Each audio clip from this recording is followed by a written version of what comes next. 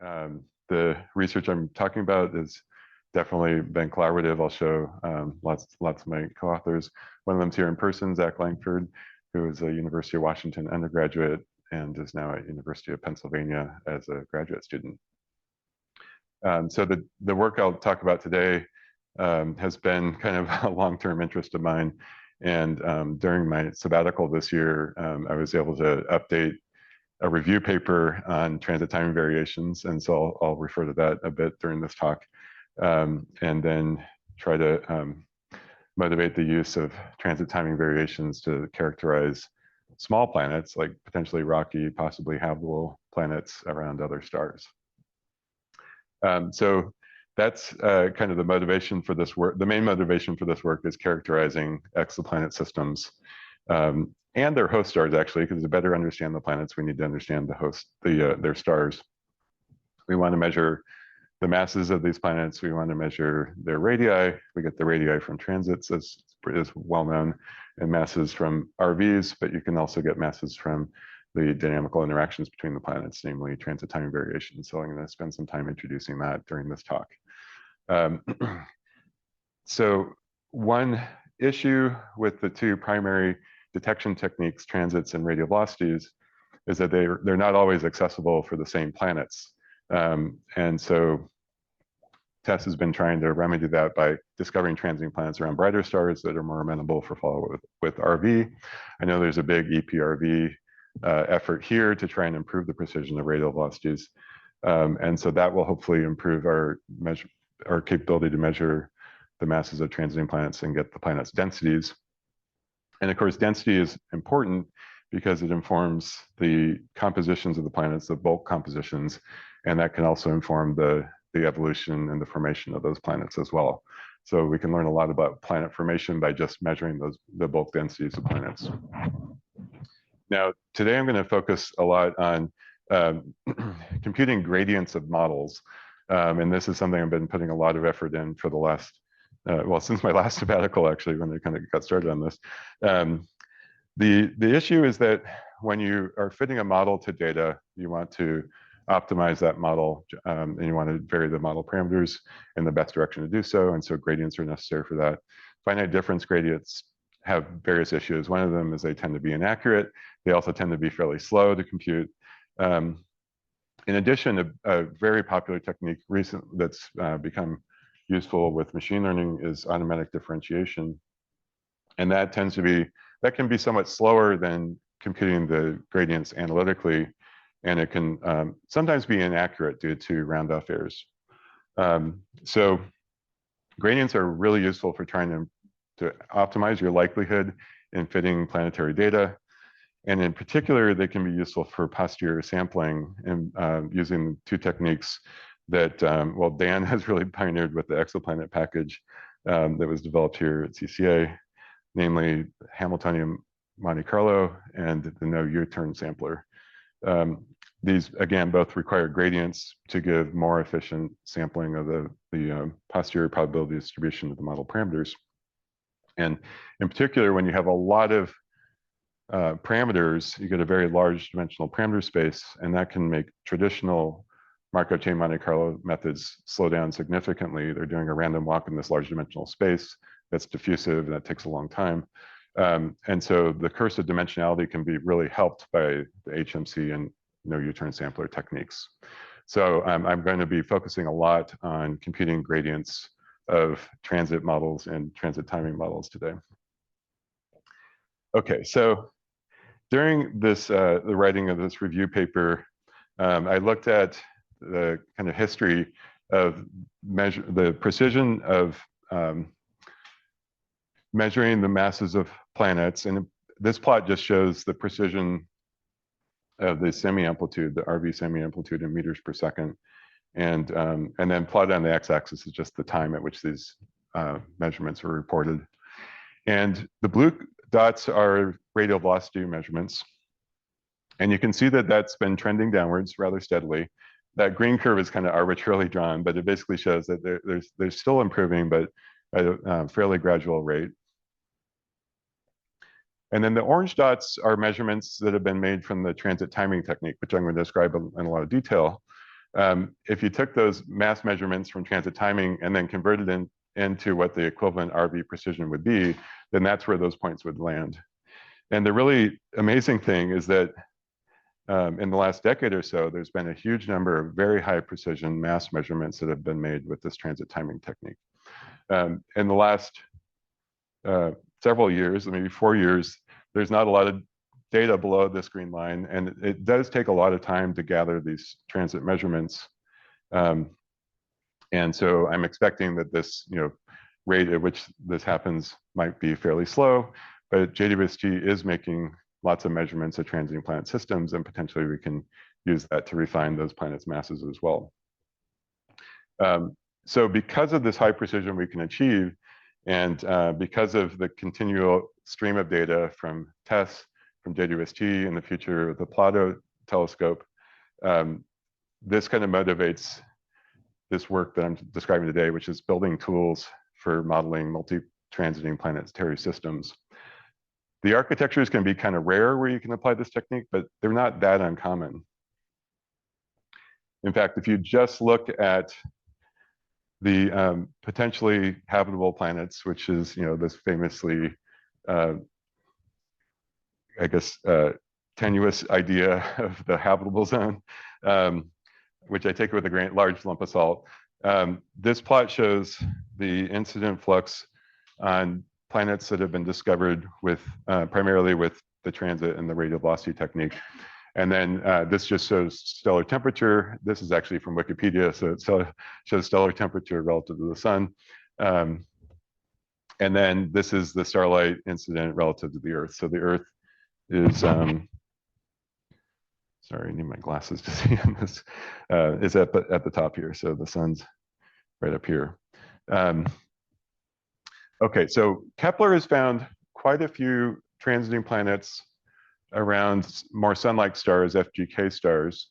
And of course, these artist impressions could be totally wrong, but at least the sizes should be accurate from the transit technique.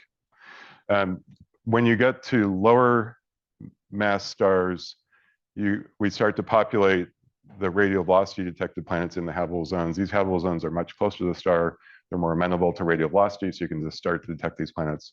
But most of these planets are not transiting, so it's hard to get radii for these planets. For the Kepler planets, it's hard to get masses because Kepler surveyed a small portion of the sky, and a lot of the stars are fairly faint within that footprint, and so it's too hard to do precision radial velocity. So the problem we're running into with this set of habitable zone planets is it's very difficult to determine the bulk compositions of these planets, because for one set we have masses, or at least m sin i's, the lower limit of the mass from RV, and for the other set we have the radii, and to get both is challenging. Now, if you look very closely at this diagram, there's I don't know where to put my glasses. No, here they are in my pocket, of course. You'll notice that there's some pairs of planets that have the same, for example, Kepler numbers. So this is Kepler 62e and Kepler 62f orbiting the same star. There's actually 3 more companion planets to this. And so those planets will actually perturb each other in their orbits, and so you can apply the transit timing technique to this potentially. There's also Kepler 296e and f here.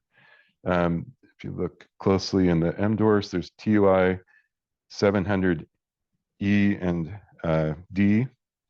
And then here's the TRAPPIST-1 planets, which I'm going to spend some time on in this talk. So these are transiting planets potentially in the habitable zone that we'd like to characterize to see what their bulk compositions are. And because there's multiple planets around a single star, then the planet-planet perturbations can become significant. And so potentially we can use this to measure their masses. And we've accomplished this for TRAPPIST-1, which I'll show, but these other systems, there's not yet been enough data to do that yet, but it's something that is potentially on the horizon. I did put in a JWST proposal to do this. It was rejected in cycles 3 and 4, but fingers are crossed for cycle 5. Okay, so how does this transit timing work? Well, it's fairly straightforward that when you measure a series of transits, you get the transit time versus the number of transits that have occurred. And so you can fit a line to that. You can subtract the best fit line off. And this shows a famous system known as KOI 14201 that later was called Kepler 88b. And the title of the paper that first found these transit timing variations was called The King of TTVs because this amplitude was huge. But on this linear plot, you can barely see the TTVs. It just looks like a line. And so once you subtract those, then you see that there's a plus or minus 500-minute variation in the times of transit of this single transiting planet. And so from that, you can infer the presence of another companion planet that's perturbing this planet.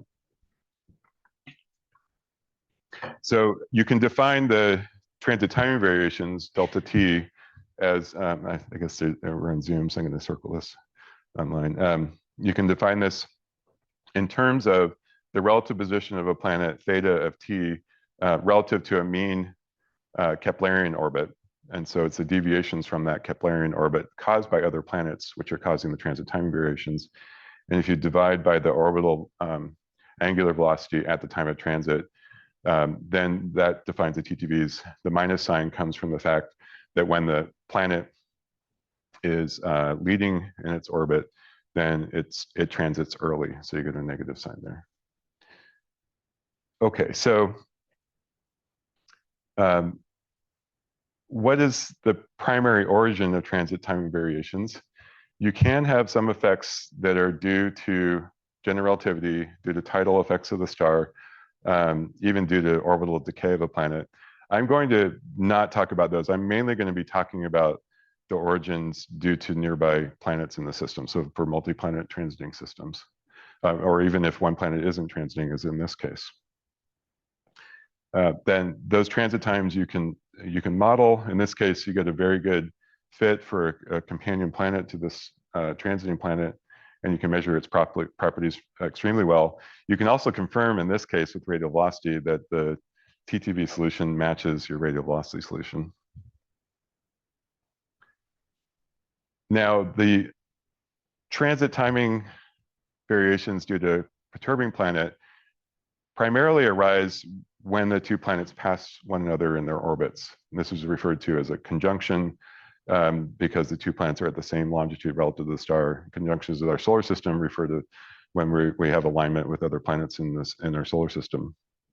And because gravity is 1 over r squared, that's when the perturbations are strongest.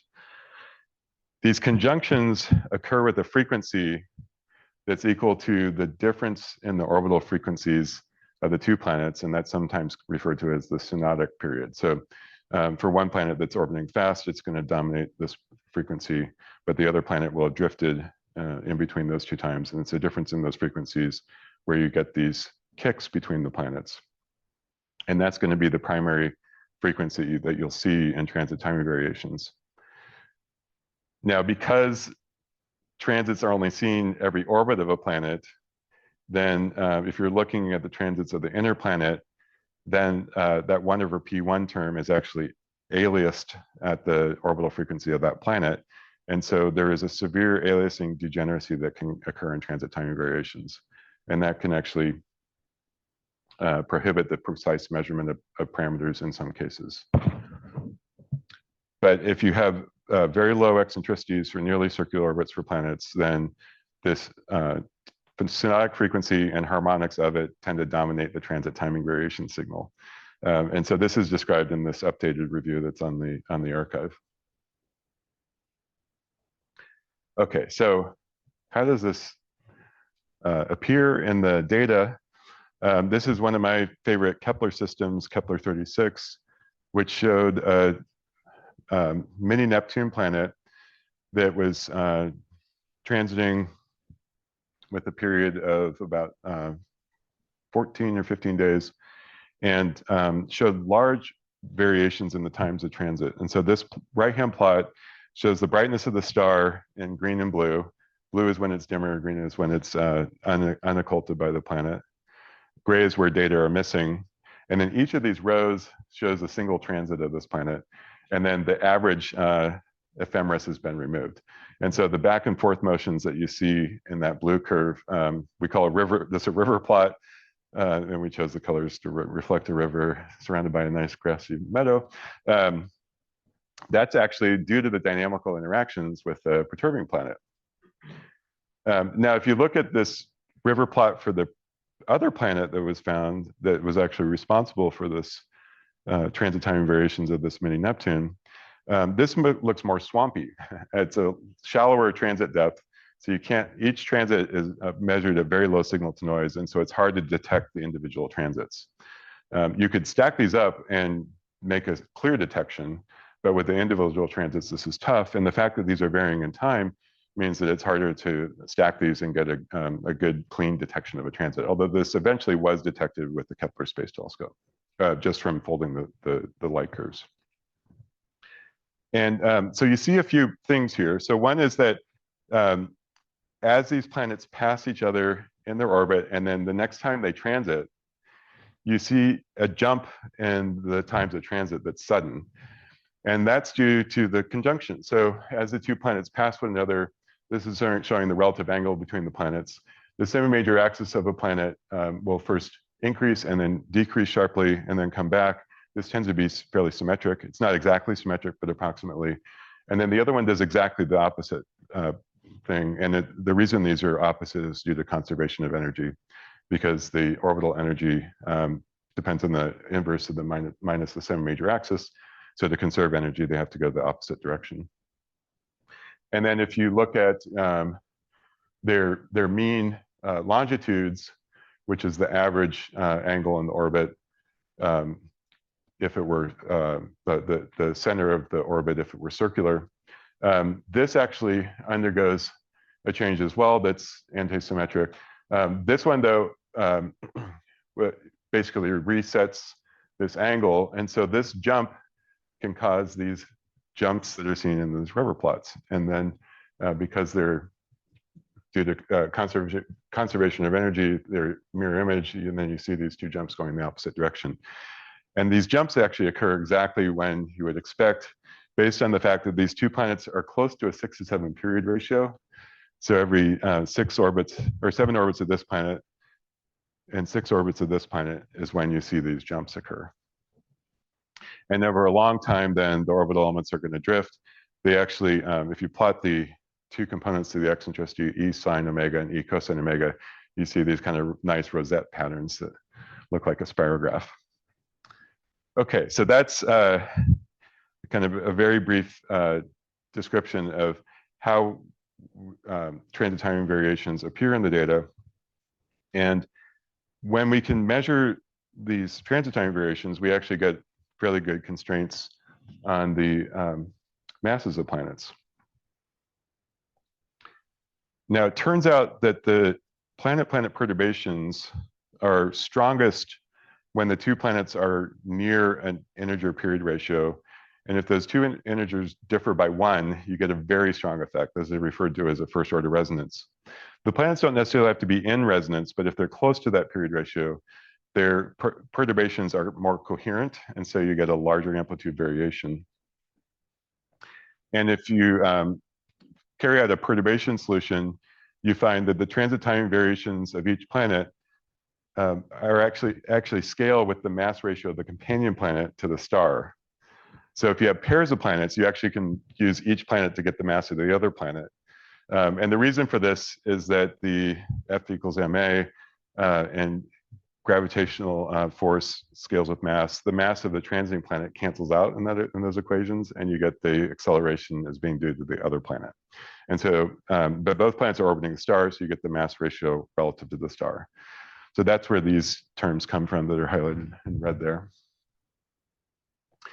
In addition, the transit timing variations scales with the orbital period. So if you just double the orbital periods of both planets, you just get the same gravitational perturbation, same behavior. And so the TTVs become larger in proportion to the orbital period. And this is actually interesting because if we're looking at longer period planets, we get a bigger TTV signal. It takes longer to accumulate because that synodic time scale becomes longer, but we can actually potentially use this more effectively in the habitable zone because habitable zones tend to be further from the star than the hot Jupiters and hot Neptunes and super Earths that we're seeing. So that's a intriguing part of transit time variations is this fact that it becomes more effective at longer orbital periods. I've already mentioned proximity to resonance.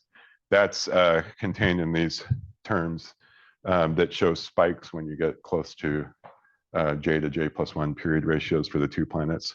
Alpha is just the semi-major axis ratio that's scaling as the periods ratio to the 2/3 power. And then not included in those equations are the eccentricities, and eccentricities also can have a big effect. And that I'll talk about a bit more in a second. Okay, so this formula that is given here doesn't include eccentricity. When you include eccentricity, things get more complicated, which I'm not going to go into. But because of aliasing, you can actually get some significant degeneracies. And these are approximate degeneracies, so they're not exact degeneracies. And you can actually break these if you have really high signal to noise data. And so this is illustrated with these two plots. So let's focus on the left-hand plot first, or this pair of plots. This shows two simulations of two planets that are perturbing one another. And in the bottom case, the eccentricities are high, they're like 0.1. And then the top case, they're very low, like less than 0.01. And yet the transit time variations look identical in both cases. And what's going on here is that if you think about an eccentric orbit, when the eccentricity is small, an eccentric orbit is very, very close to a circular orbit that's just offset a bit by the eccentricity vector in some direction. And so if you have two planets that are orbiting the same star, if you offset them both in the same direction, they're still going to be approximately circular. And so they're still going to have conjunctions and distances of approach that are about the same every time they have a conjunction. And so they're going to perturb each other in about the same way. And so the TTVs in these two cases look very similar, even though we changed the eccentricity by a very large amount for both planets. Typical transient planets have eccentricities of like 0.02, so 0.1 is fairly large in comparison. So this is one eccentricity degeneracy, one degeneracy that occurs between the two eccentricities of both planets if you move them in the same direction. Now, of course, eccentric orbits, you have acceleration and deceleration. And so then that causes some changes, and those are actually present in these simulated data, but they're more subtle. So it takes higher signal noise to be able to measure that effect. And the right-hand side is another degeneracy which occurs. And this, again, is just an approximate degeneracy. So these are both simulations, the same properties of the planets, except on the top, the planets, the perturbing planet is a third of the mass of one of the transiting planets. I forget which is which. In this case, it's a tenth. So I've changed the mass by a factor of more than 3. And this is actually a typo in here. So the third mass case, the higher masses, the eccentricities are smaller, while in the bottom case, they're larger. And the eccentricities, if you arrange them correctly, can cause the planet's approach at conjunction to be about the same, or you can cause the approach at conjunction to be smaller or larger, depending on how you orient the orbits of the planets. So if you do it just right, the smaller mass of the perturbing planet can be made up for by the fact that the planets are closer to one another. And so you get very similar transit time variations in these two cases. If you look closely, though, you'll see that in this top plot, you get this kind of zigzag that occurs that's not as apparent in this bottom plot for this blue planet. And this is referred to as the chopping effect. So the chopping effect is actually contained in these formulas here that don't depend on eccentricity. And these just scale with the masses of planets. And so if you have enough signal to noise, you can actually break this degeneracy by looking at this small scale variations. But they're smaller in amplitude, so you need higher timing precision to be able to measure this effect. And then with that, you can break this degeneracy. Okay, so the promise of transit timing then, which I've already shown, and kind of giving away the punchline and showing how we've been able to use it to measure the masses of planets. To realize this requires being able to create models for these multi-planet transiting systems, fit them to the data, and then sample the full probability distribution of the posteriors. And this becomes particularly challenging when we have high multiplicity systems. And many of those habitable zone systems I showed earlier have 5 or more planets in them. TRAPPIST-1 has 7 planets. That becomes a very large parameter space over which to sample the posterior and measure the masses and take into account all these degeneracies. So that can become a challenging problem, which you can solve in various ways. Some people have chosen to use GPUs to throw at this. The approach that myself and my collaborators have taken is to try to develop n-body models for which we can calculate the derivatives of the transit times with respect to the initial conditions. And if you have accurate derivatives, you can really improve your modeling. And so a few years ago, we published this n-body model that's propagated the derivatives through the entire code. When we're then applying this model to data, to optimize the model, we want to compute the gradient and move with gradient descent in the right direction to improve the model fit to the data. And so having precise gradients really can improve this optimization problem. Finite differences run into the problem that you always have numerical round-off error, and you can also run into truncation error if your finite differences are too large. And so truncation and round-off errors limit the precision of finite differences. So they're also expensive to compute because for every variable you have to do 2 differences. It's better to do standard differences, and so you're doing lots more computations and not getting as good a result. So we developed a novel symplectic integrator that, again, propagates the derivatives all the way through from the initial conditions to each transit time. This is called n-body gradient, and the .jl refers to the fact it's written in the Julia language, which is something I've been using a lot lately, and I'm going to kind of advertise throughout this talk. And so with these gradients, you can compute the gradient of the likelihood with respect to the initial conditions of the model.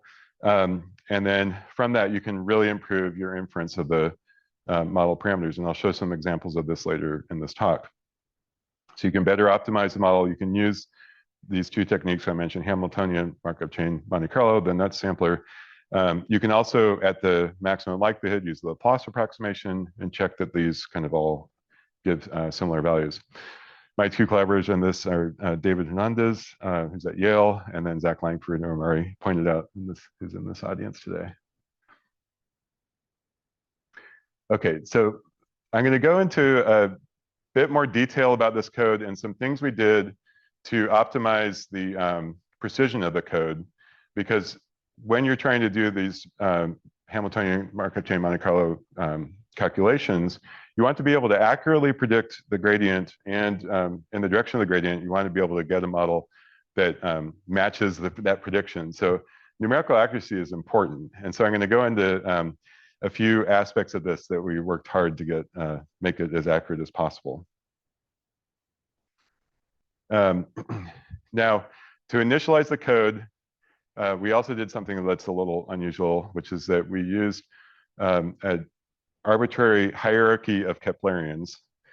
So we assumed a bound system, and this shows the inner solar system in these coordinates.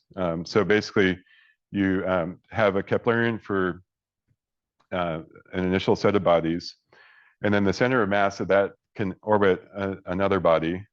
But then you can also add in sub-Keplerians that then orbit this other set of Keplerians. And so you can actually, in principle, initialize an arbitrary hierarchy. So this can allow you to study exomoons with multiple moons orbiting a planet with multiple planets orbiting, say, a binary star. So you can handle, in principle, very complex geometries. And this was first derived by Hammers and Portugues-Duarte from 2016. So we kind of have our eye on these more complicated problems. Oops, sorry. Now, the integrator that we used was developed by Hernandez and Bertschinger, and also that was based on a previous paper by Goncalves and Ferrari, which treats every single body in the system in exactly the same manner. Oftentimes with symplectic integrators, you have to assume that there's one dominant body and the rest are orbiting that and perturbing one another. But in this case, you actually treat all bodies equally. So you can handle these more complex hierarchies like the one I just showed. And the way that the operator splitting works for this sort of Hamiltonian, or for this technique, is that you break up the potential energy term into differences between Keplerians and kinetic energy terms. So T is the kinetic energy between any two bodies, and then K is the full Keplerian between those two bodies, as if they're the only two in the system. Now, each of these, there's to get the sums correct, you also have to add in total kinetic energy term, because this one is actually subtracted from the Keplerian to give you the potential energy between every pair of bodies. So each of these terms in this integrator can be computed exactly, or at least numerically, using a Kepler solver. We actually used a Kepler solver by Wisdom and Hernandez, which is a universal Kepler solver. So it can work for both bound pairs and unbound pairs. And the reason this is important is that usually the planets in the system, if you're solving their particular Kepler problem between those two planets, they're not going to be bound to each other. They're bound to the star instead. So you need a universal solver to do this. And they have an efficient solver with a closed form solution that doesn't require an infinite series. There are some other fancy things that are done to improve the accuracy of this method by dividing it up into two applications of this in opposite order during a time step. And then there's also basically a tidal force correction that happens halfway through a step that gives you a accuracy that goes as time step to the fourth power, which we were able to verify numerically for this. The original algorithm had an issue that the Kepler term and this kinetic energy term referred to doing a Kepler solver between a pair of bodies and doing inverse in time, so backwards in time, drift of those two bodies relative to one another.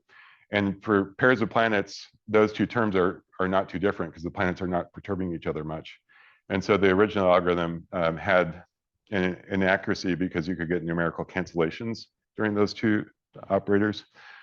So we actually improved that by doing those cancellations analytically. And so anytime you can cause large numbers that have opposite sign, when you can cancel those analytically in a code, then you get more accuracy.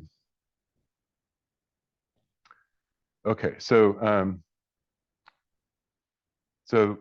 this technique then we tried to make as accurate as possible. And so we wanted to allow the Kepler solver to work to arbitrary precision.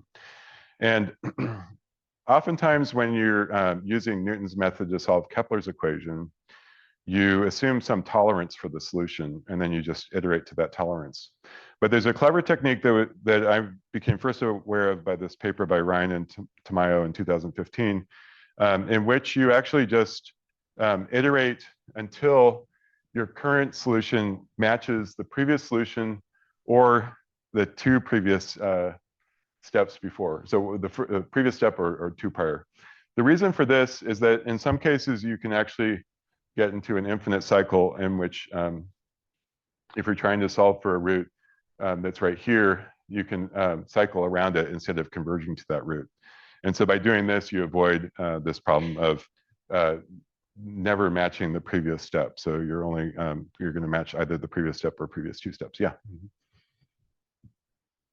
Talking about floating points here. What do you mean by match? Say it again. As we're talking about floating points here, what do you mean by match? That's a good question. So match to the current floating point precision.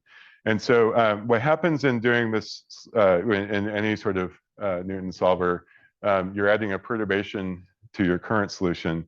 And when that perturbation becomes smaller than the current floating point precision, then it's not going to affect the answer because it's going to be below the round off error. And so that's what I mean by match, is match to that current floating point precision. So you can do this calculation typically at, we're doing it at double precision. But you can change the precision, and then this algorithm should still converge.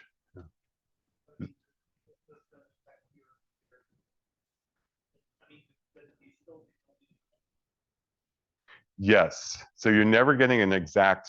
I mean, anytime you represent something on the computer, it's only going to be approximate because of the precision of the calculation that you're doing. Please use the mic when you. Oh, is there a mic? Okay. Portuguese sword, like sort of used infinite precision, like, you know, floating points to get around this. I heard a talk by him in one stage. In principle, you could do that. We are not trying to get to extremely high precision. We want to still do this at floating point precision, but have it be reproducible and as accurate as possible at the precision that we're doing the calculation. You can go to higher precision, but that requires, you know, more bits, and so therefore more computing time. So we did do that in our tests, and I'll come back to that in just a second. Thank you. Yeah, that's a good question. But this, in principle, should work at whatever precision that you're using, whether it's single, double, quadruple, which is why I like this technique. You don't have to specify a tolerance, in other words. Another thing we did, which I think I also learned from one of Hannah Ryan's papers, is we used something called compensated or Kahan summation, named after William Kahan. And this can actually extend the precision when you're doing double precision 64-bit calculations. It basically is a way of keeping track of numerical round-off errors. And it can be fairly inexpensive if you're just applying it to a subset of your calculation. So in this case, because we're doing these Kepler solvers and other operations at each step, those are fairly expensive. But then when we add those perturbations to the positions and velocities of the planets, and we're doing this whole calculation in Cartesian coordinates, then those positions and velocities can accumulate round-off errors with time. And so what Kahan summation does is it basically, and this is just showing some code that does this, it keeps track, it basically measures the round-off error and accumulates it with time, so that you get higher precision than you would otherwise for 64-bit. So it's basically a way to do higher precision calculations for when you're summing a large set of numbers. Some can be positive, some can be negative, and you would get round-off error, but this is a way of gaining back some of that precision. And it's not going to be infinite, but it will improve the answer. Okay, so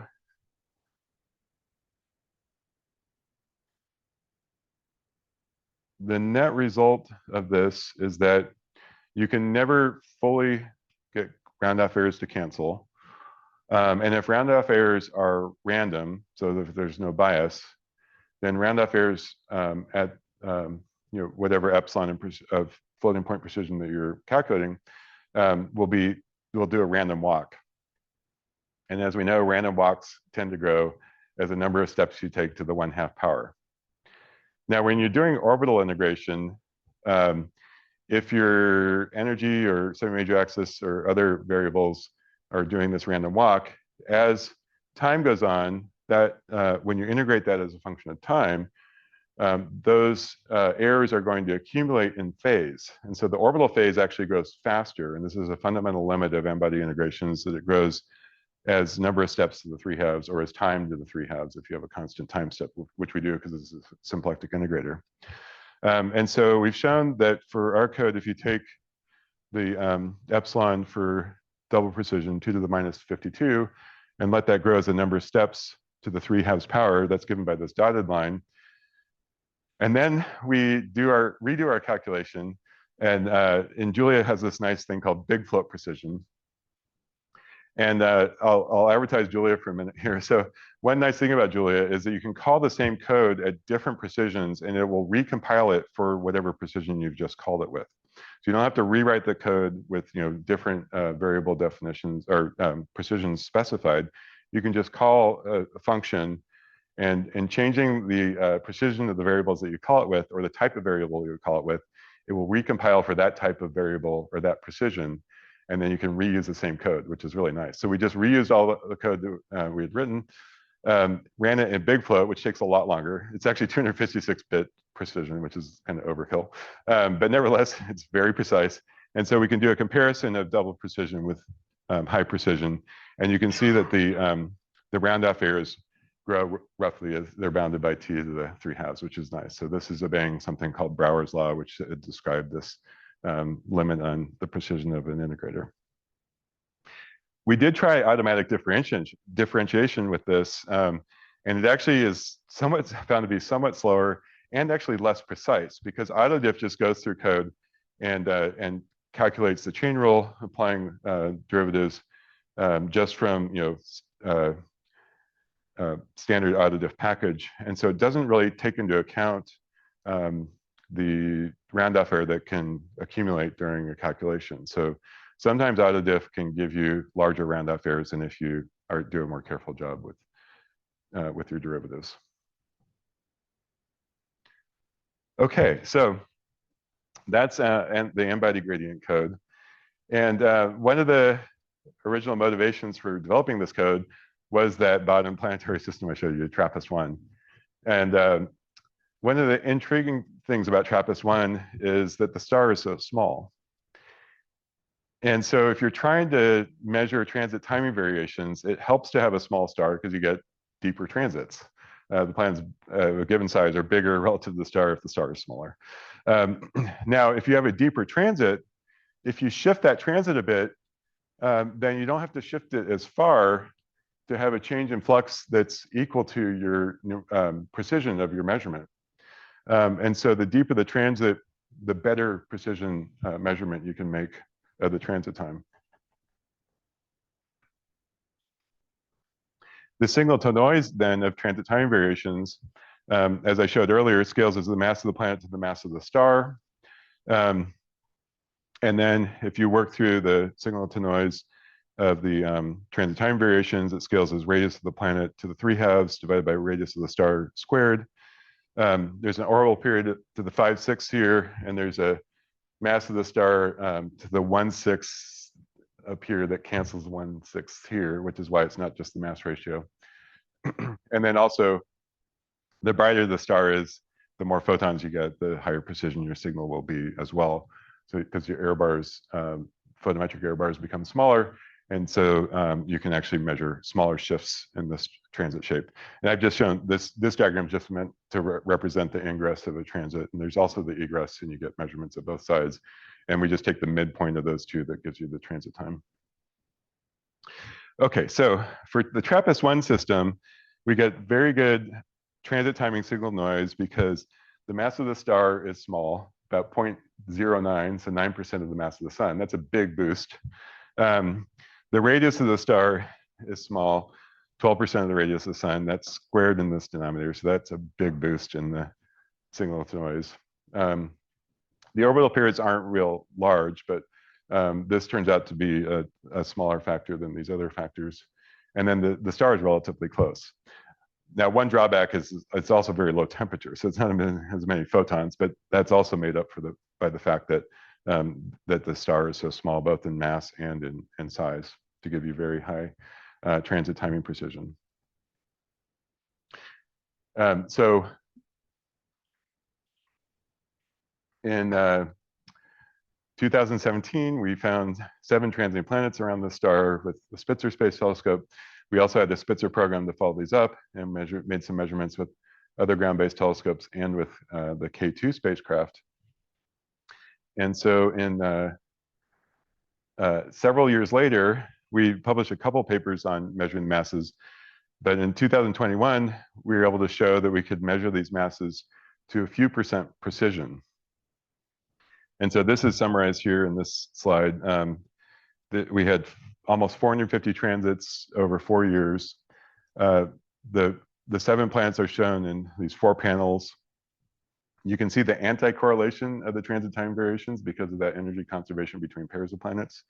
You can also see this little chopping signal that I described earlier that's well measured for these, so we get very precise masses.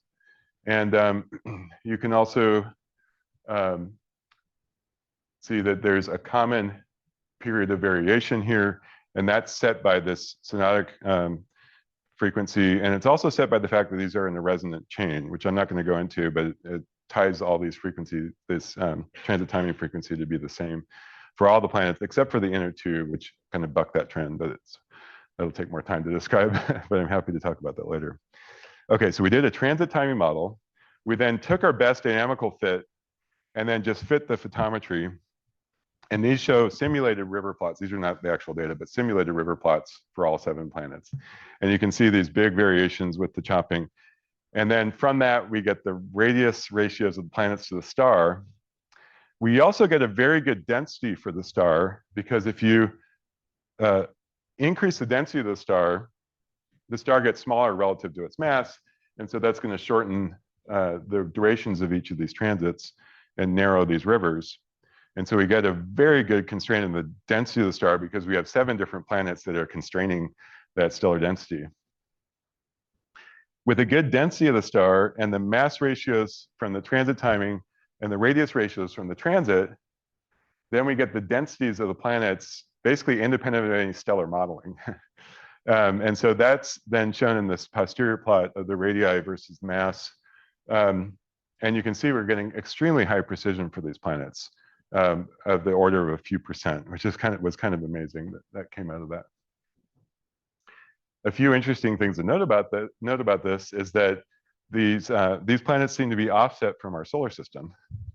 And so if you look at the Earth and Venus and Mars down here, they all seem to lie in a curve, this dash curve, which is roughly consistent with a single ratio of refractory elements, in particular iron to magnesium and magnesium to silicon. For the sun, if you just build a planet out of those ratios, you get a curve that goes right through Venus and Earth. Venus might be a little offset, and then Mars is pretty close to it as well. That doesn't match TRAPPIST-1. These planets are actually offset a bit lower density, so larger radii. If you do a thing that I don't think is actually the answer, but if you just say, let all the iron in the core be oxidized, so you're adding a lot of oxygen, which is a lower density element, and you're getting rid of the core and mixing the iron, oxidized iron in with the mantle, you get a curve that looks like that magenta curve, which goes right through the TRAPPIST-1 planets. Now, I've told from the experts that this is hard to build a planet without a core. Like, it's hard to get maintain all the iron being oxidized. And so I think a simpler solution is that maybe there's less iron in this system than there is relative to magnesium and silicon in our solar system. If you have less iron, you get a smaller core, and so you get a lower density planet because the mass is usually dominated by the core. What's interesting, though, is that that solution would also give you a curve that looks almost like this magenta curve and goes right through all the planets. And so they seem to have a common composition between all 7 planets. And this is really the first time with extrasolar habitable zone planets that we can really measure their bulk densities very precisely.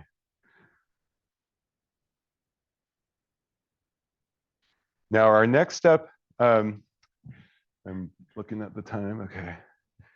Should I wrap up in about 4 minutes? Or? Okay. The next step in this model development has been to build a photodynamical model in which we couple, the dynamical model to the photometry. And so we're computing transit light curves directly from the positions of the planets as a function of time. And this just got published. Zach Langford led this development of this code and led the paper on this. And there's a Julia repository for this. This is based on a transit model that I developed with Rodrigo and Dan called limdark.jl. We couple that to embodygradient.jl to give a package called photodynamics.jl, again, JL for Julia, which we propagated the derivatives all the way through this. So you have derivatives of a full light curve model that you can fit to all the data, and that's on the horizon we'd like to do with these high multiplicity transiting planet systems, and sample all the masses and radii simultaneously, as well as the stellar properties. Now, in the far future, one could imagine trying to do this experiment with our solar system, where the transits are much, much shallower. And it's going to take a really large precise photometric telescope to be able to measure transit times of planets as small as the Earth and Venus are relative to the Sun. A grad student working with me, Bethany Lindor, has a paper under review that simulates this for the solar system as seen from afar, based on the JPL ephemeris. And these are simulated transit timing variations for Venus, which is primarily perturbed by Earth, which is shown in the green curve, which matches the simulated data, and the gray curve, which is the sum of all perturbations. Jupiter also has some influence on Venus, but much less dominant than the Earth. The Earth, though, is a mess. So the Earth is perturbed by Venus, it's perturbed by the Moon, it's also perturbed by Jupiter. And so this proves to be more complicated to model. And so we didn't rely on an n-body integrator. We relied on an analytic solution like the one that I showed earlier. With an analysis of these simulated data, it's really cool. If you look at the pair of Venus and Earth, you can actually break some of these degeneracies that I talked about, and you can detect Jupiter very clearly at nearly the correct period within 1 sigma. You can also, even with very high precision, you can even detect Mars. You can also detect the Moon with the correct amplitude of TTVs and the correct change in phase of the Moon every year, every time between transits. And then you can also measure the masses of Earth and Venus accurately. The black are the correct values, and then the posteriors are shown as probability distributions. So this is exciting, but also is going to be really difficult to achieve. One concept that could maybe achieve this is called the Nautilus Observatory that Daniel Lapai is developing. And this would be a flotilla of large inflatable space telescopes, 8.5 meters each, and you could collect a lot of photons and presumably do very precise transit spectroscopy or transmission spectroscopy, but you could also get very precise transit times, and you'd have to fly these for a while. There are other systems, though, that we could do this with shorter period planets, and I think the best next candidate is called TOI 700, which lies in the continuous viewing zone for JVST. So if you could do transit times for TOI 700 over several years, you could actually get very precise masses and radii for those habitable zone planets that were on the diagram I showed earlier. Okay, so I think I'm out of time, so I'll just leave this summary slide up here, but thanks everybody for your attention. I'm happy to answer more questions.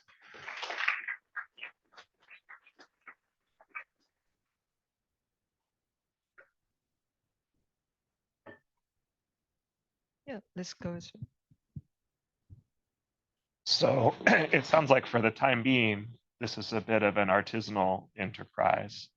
But imagine the even more distant future when this is, automated. Mm-hmm. I saw words on that last slide like period search grid. Yeah. And so forth. Right. How do you make the search of these spaces and the sampling and so on computationally tractable beyond gradients and using HMC? Yes, that's a really difficult question to solve. And I did have originally a slide of unsolved problems, but that's one. So how do you search for perturbing planets is a challenge. The way we did it for Beth Lee's project is to speed up the model by just doing it using an analytic approximation. That worked surprisingly well for the solar system. I wasn't sure if it would be accurate enough, but it actually worked pretty well. And so you can then scan through in enough resolution in the orbital period of the perturbing planet. The problem actually becomes roughly linear. So if you can, marginalize out some parameters, that really helps. But you're still stuck with that nonlinearity of the orbital period and maybe the orbital phase. But I'd be interested in chatting more about that if you have some ideas about solving this, because I know there's other problems that face the same issue. Yeah. Mm-hmm. Can I ask a question about the TRAPPIST-1? Like, since the density you're getting is consistently for all the planets are consistently lower, right, than what the solar system composition is. I started thinking more on the stellar radii and how well do we know the star? I really worried about that. Yeah, and the nice thing about this is that we don't necessarily have to know the stellar parameters accurately to get the densities of these planets. And because we are constraining the stellar density very precise. I don't have a plot of it, but we're getting a very good constraint of the stellar density. I think it was a fraction of maybe 1 or 2% or so. Okay. So if you look at the individual masses or the individual radii of these planets, they probably have more uncertainty because the masses we took from an empirical relation developed by Andrew Mann based on binary stars, and that may or may not apply accurately to TRAPPIST-1, but we made that assumption. But that's just going to affect the masses of the planets. But because we've measured their densities, and because density is not quite parallel, but it's has a cubic or 1/3 dependence on radius versus mass, then if you shift things in mass, they're still going to stay on roughly the same composition line. So, right. Yeah. I feel like, the really cool part is like the composition are very much consistent. The absolute radius. The one issue I am concerned about that's related to this is if the star was very modeled, like if it had some dark spots and light spots, and the planets were all transiting on, say, it would have to be, I guess, a bright region of the star, the depths would be greater than you would expect if you took the average brightness of the star. And so you'd actually over-infer the radii of the planets. That's kind of the thing that keeps me up at night about this. We do know a little bit about the stellar spots from the observation. Yeah, and they're kind of confusing. Yeah, no, that's a really good point or good question. Yeah.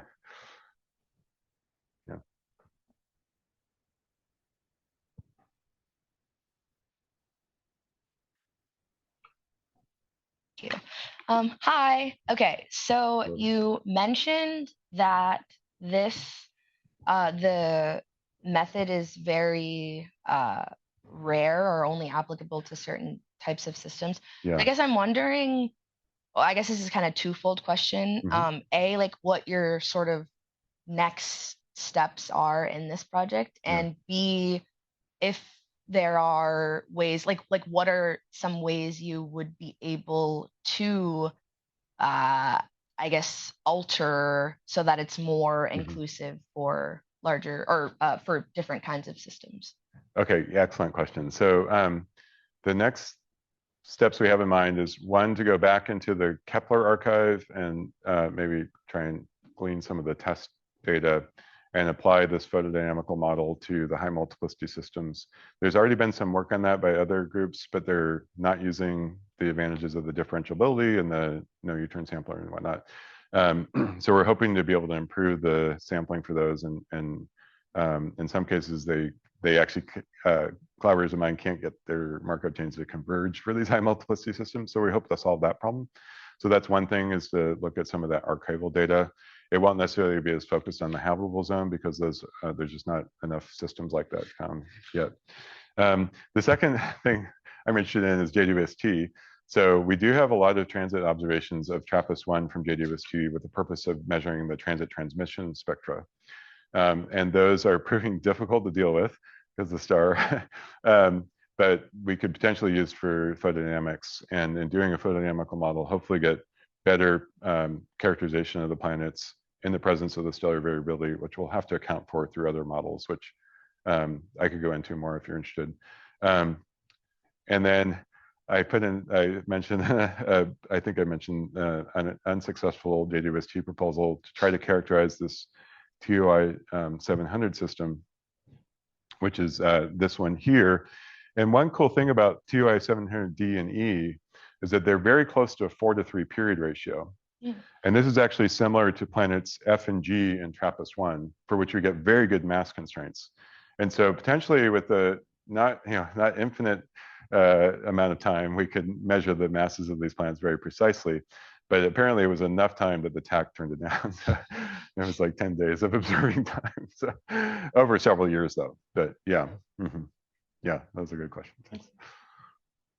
Yeah. Oh, great.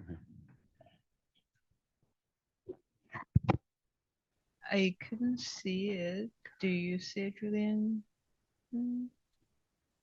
Okay. Oh, David. Hey, hi, David. Hey, can you hear me? Well, I don't know what his question is. Oh, okay. okay. Oh, okay. Can you hear? Can you hear okay. me on the audio? Do you want to unmute yourself? Yeah, I'm unmuted. Can you hear me? Can we hear Hawk if he Can you hear me? unmute himself? I don't Yeah, know. I'm saying things. I'm saying things. Okay. Testing, There you are. testing. Yeah, I can hear you. Oh, you got me. Hey, Eric, Yeah. that was a lovely David. talk. I really Oh, thanks. enjoyed that. And I really Great. like the fact that this is a situation where, you know, you can really apply real numerical rigor to a problem that seemed so messy, you know, years ago. So I just love it so much. You mentioned when you were talking about the Earth, I was talking about the solar system, that the one-to-one resonance, I think of the moon as being in a one-to-one with Earth. And the one-to-ones should be very large by all of your arguments. The one-to-one resonance perturbation should be very large. And this is slightly related to Will's question too, is like, have all the one-to-one possibilities been checked? Is it possible that there's a moon lurking in the data, and can you rule out moons, or just talk about that? Okay, good question. Maybe Scott Gowdy can answer that. You've thought about Trojans before, but yeah, no, that's a good question. So there have been some papers looking at transit time variations due to Trojans. I believe that they're all upper limits. I don't know of a clear detection.